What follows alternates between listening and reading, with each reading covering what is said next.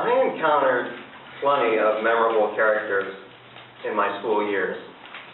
There was a patriotic second grade teacher who always wore red, white, and blue attire, right down to miniature flag earrings. There was a ninth grade biology teacher with wild Albert Einstein-esque hair who sang opera at full voice while we dissected frogs. And there was, and I hesitated to tell you about this one, but it's absolutely true, the fourth grade math teacher who ranted about politics and chronically picked his nose and wiped it on the blackboard in a tape-off section the janitor insisted he limit it to.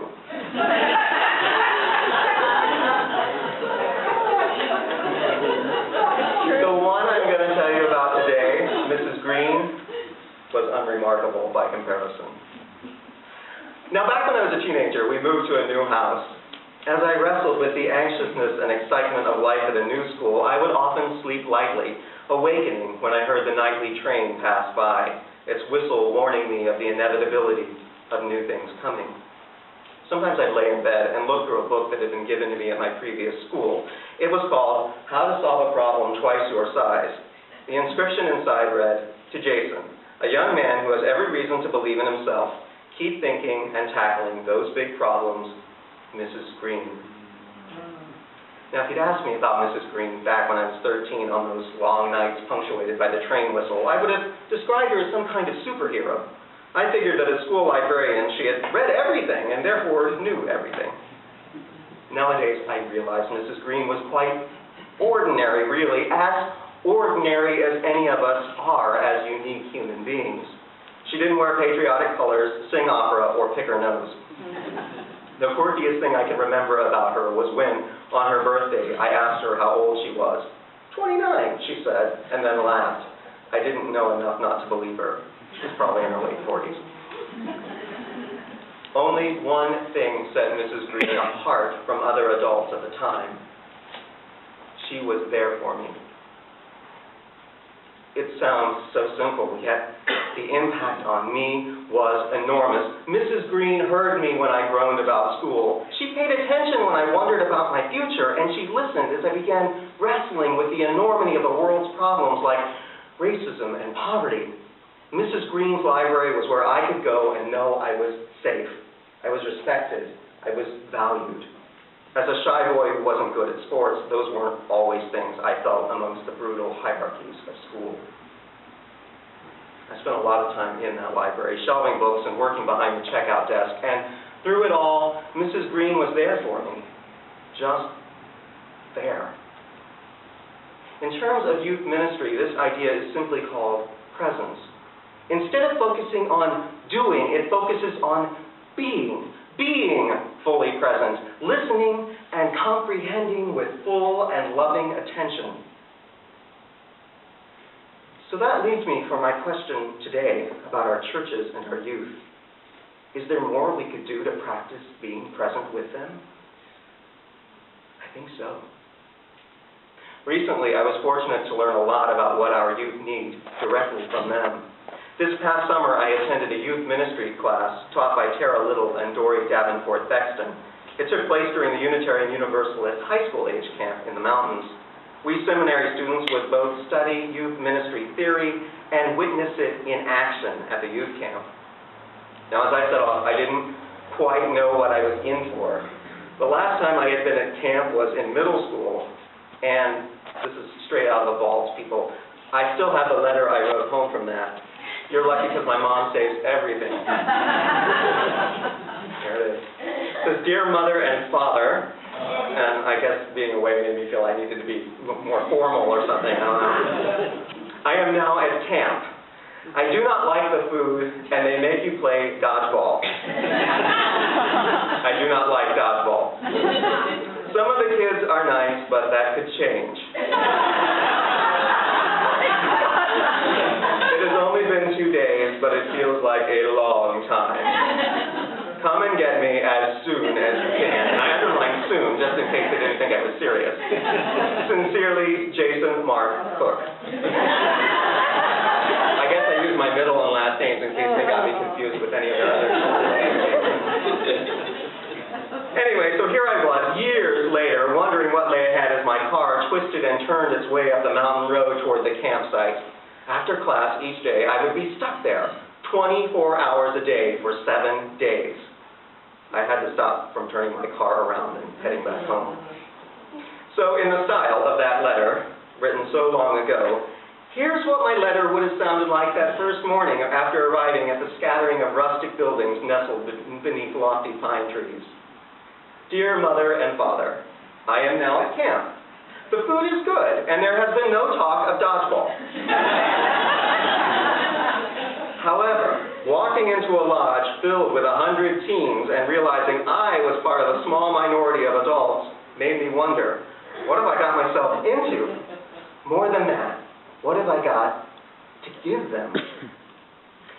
Now, I do know that church organizers often fill up the schedule with jam-packed programs, hoping to compete with iPhones and YouTube and Facebook. But in the end, all those programs are just activities, not ministry. Ministry gets lost in the shuffle. So here I am, determined to simply be present and see what happens. But I have to keep reminding myself that I am enough as I am, as it's still easy to fall into the trap of thinking that to practice youth ministry, I have to be a one-person show, funny and warm and wise all at once while profundities drop like pearls from my lips. The thought of it is mentally exhausting. On top of that, I am physically exhausted. I'm staying in a cabin with the other ministers in training, and the person sleeping in the bunk above me snored all night, which I don't think is a polite thing for a fledgling minister to do. Plus, the mattress is thin and the air is even thinner, and they say there are mice in our cabin, and I tripped over a rock. Come and get me as soon as you can. Sincerely, Jason Monaco. So that's the way I felt as I made my way down to the lodge for my first breakfast there. I sat down at a table with a group of reluctantly awake teenage girls moving in slow motion. I said hello and got some half-hearted responses. While we ate, there was a little conversation, but I didn't push it.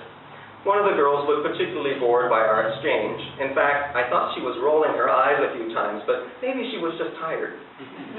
I consciously did my best to stay present, despite her obvious lack of enthusiasm.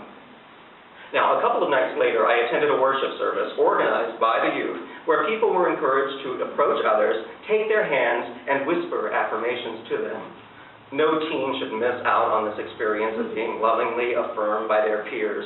This alone is reason enough to send our kids to camp. Anyway, at the service, I was surprised to find myself approached by the girl who had looked particularly bored at the breakfast table, the eye roller.